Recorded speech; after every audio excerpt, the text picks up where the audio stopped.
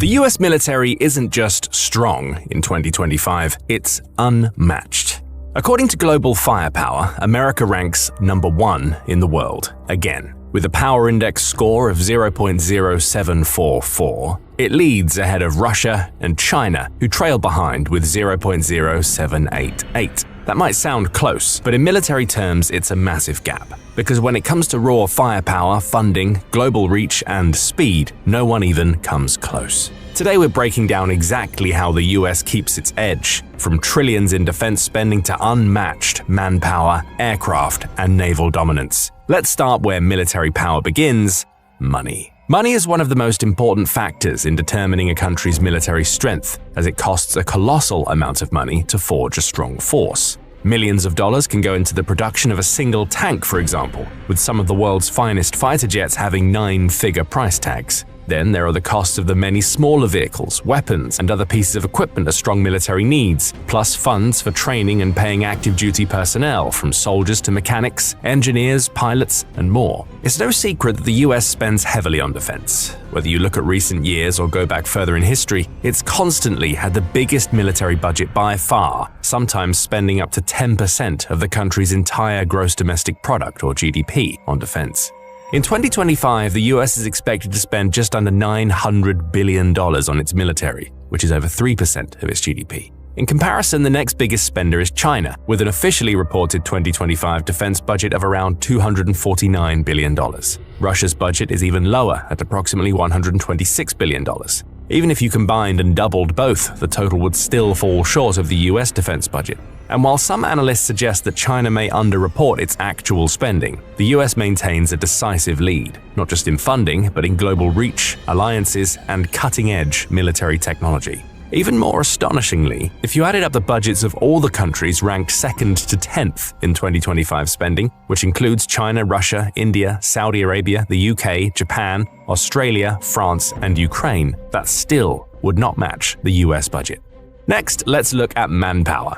People are the beating heart of the army. They're the ones who man the tanks, pilot the jets, fire the rifles, and so much more. You need trained, willing, and skilled fighters to build a truly strong fighting force, and the US certainly has plenty of those. But there are several different ways to measure manpower, and the US doesn't top the list in every single one, so let's go through them and explore the value of each. First, available military manpower. This tells us how many people each country could mobilize in the most extreme situations like full-scale global warfare or a major invasion.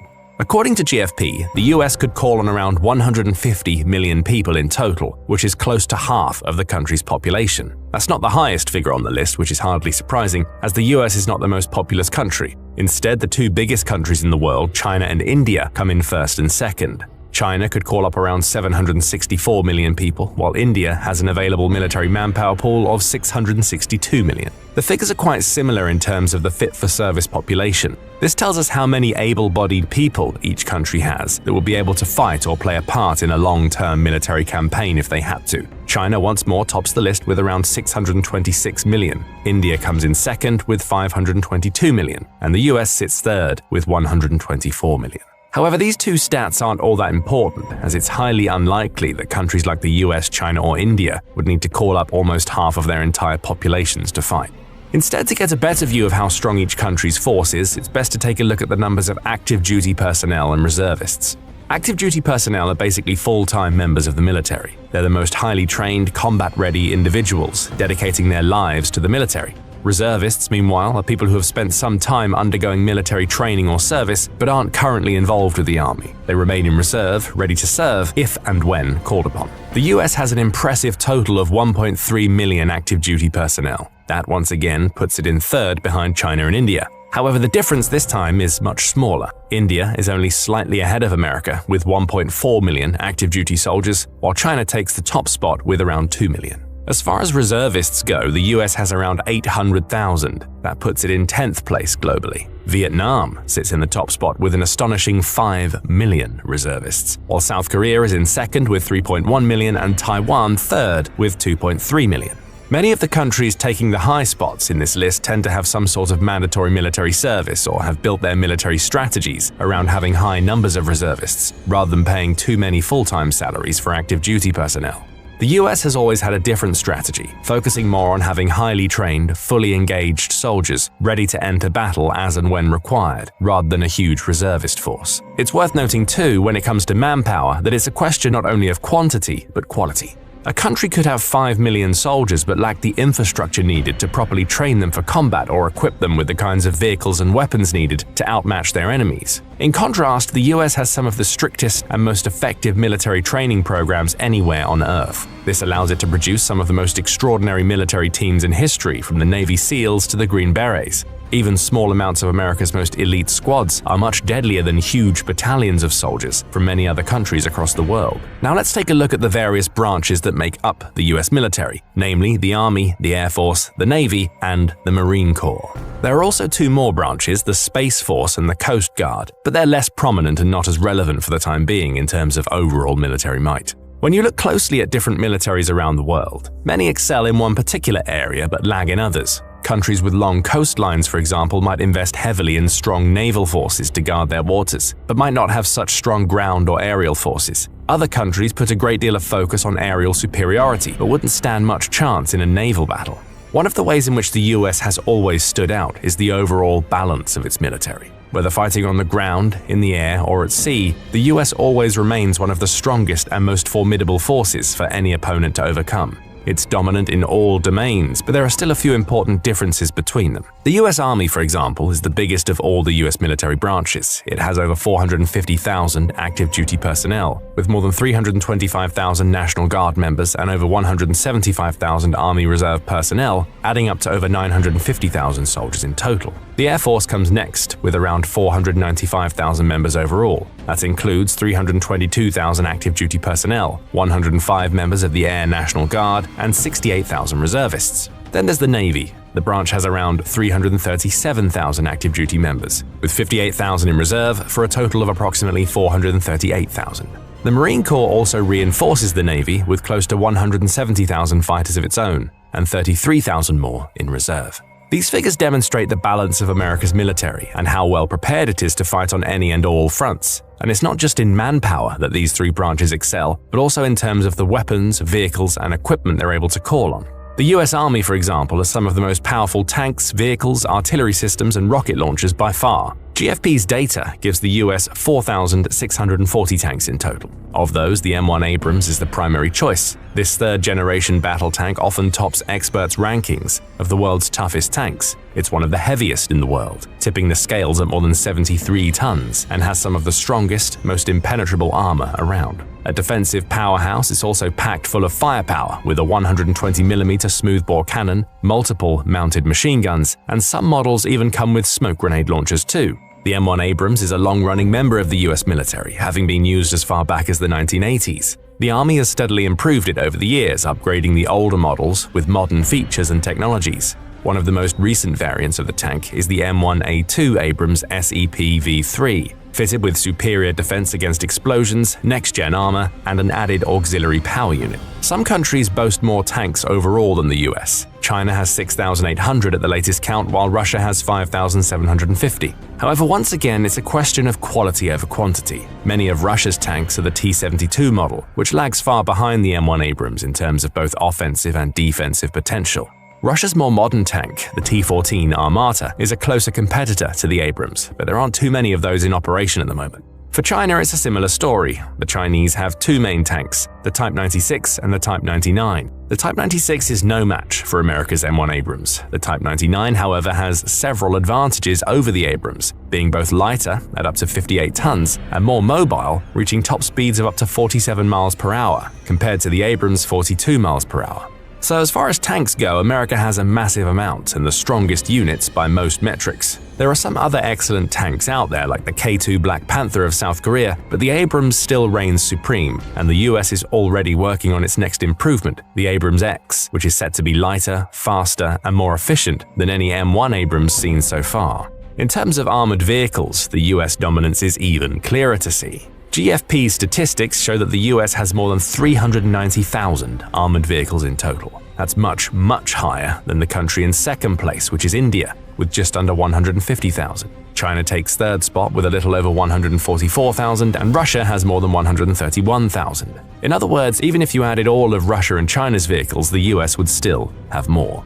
But again, we have to talk about quality, not just quantity. Luckily for the US, the quality of its armored vehicles is second to none. It has an extensive and diverse fleet of vehicles, each one with its own assigned tasks and features. Some are good for transporting troops in large numbers across tricky terrain. Others are designed for support and evacuation. Others still are more offensively focused, boasting their own weapons and armaments. There are the Bradley Fighting Vehicles, or BFVs, for example. Several thousand of these vehicles are in action today, with many boasting 25mm chain guns and Tau missile launchers, which is enough firepower to take out enemy tanks at distances of up to 13,000 feet.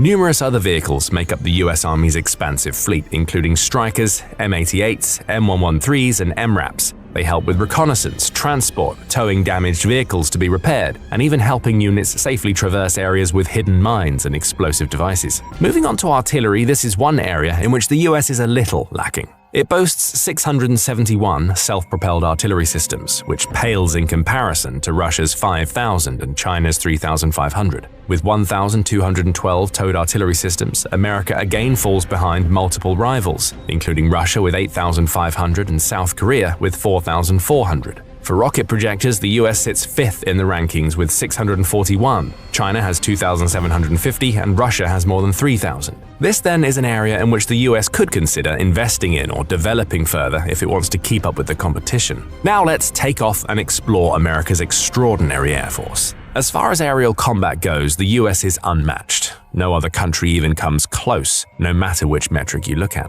In terms of total aircraft, for example, the US has over 13,000. That's more than China and Russia put together, with 3,300 for China and 4,300 for Russia. The quality of America's aircraft is also undisputed, with some of the greatest, most expensive, and most powerful bombers and jets the world has ever seen. Let's start with the bombers. The US is one of only a small number of countries to boast of its own bomber fleet, capable of dropping both conventional and nuclear bombs. The likes of B-2 Spirits and B-1B Lancers form that fleet. The Spirits cost over $1 billion each, but the US still has around 20 of them, which is easily enough to wipe out huge numbers of ground forces or even entire bases. The B-2s can even drop nuclear warheads if needed, as well as bunker-busting bombs that can penetrate hundreds of feet into the earth. Then there are the jets. Look at any list of the world's best jets, and you're sure to see US Air Force models claiming several of the top spots, like the F-22 Raptor and the F-35 Lightning II. These jets are extraordinarily fast and capable of breaking the sound barrier without any trouble whatsoever. The F-22 can go twice as quick as sound, soaring to heights of 50,000 feet or more, and flying for more than 1,850 miles before it needs to refuel. The F-35 is another aerial titan with superior stealth qualities and ferocious firepower to outmatch almost any enemy jet it could encounter.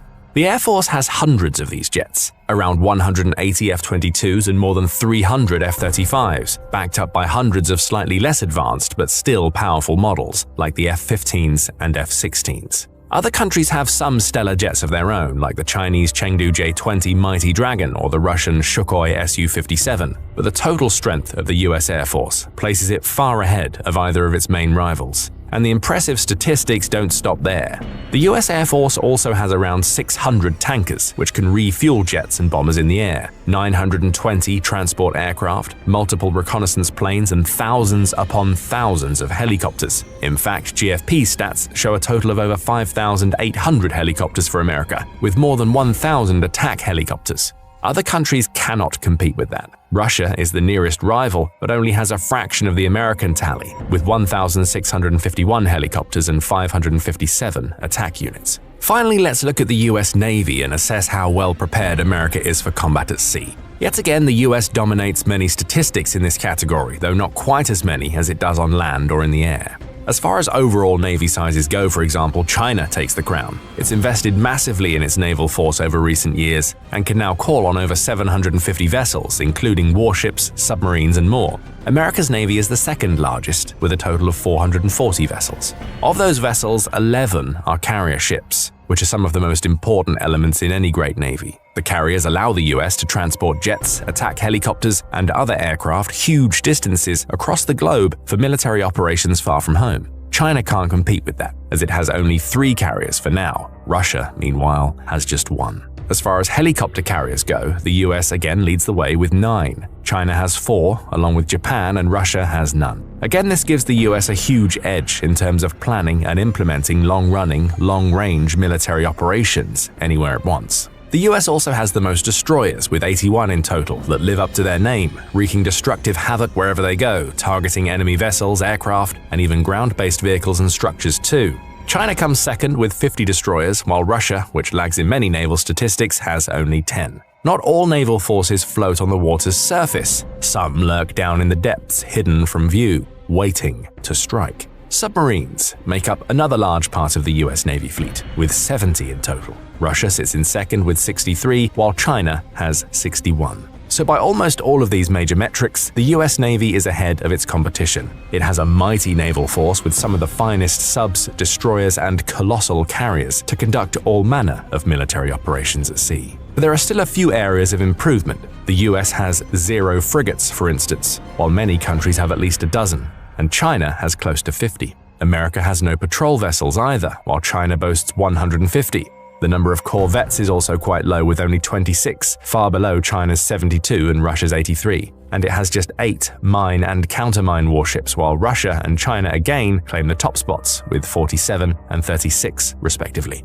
It's worth noting, however, that the US already has plans underway to construct more frigates and corvettes to keep pace with growing naval forces in the East. Add to that the fact that the US is working on next-generation jets, tanks, vehicles, and surveillance systems, and boasts the world's greatest military intelligence capabilities. And it's clear to see that no other country comes close to America when it comes to defense. And it's likely to remain that way for many more years to come, with the US committed to keeping defense spending high and maintaining its position as the world's undisputed #1 military power. Can you see any other country coming close to the US military in years to come, or even overtaking the US someday? Let us know your thoughts in the comments, and thank you as always for watching.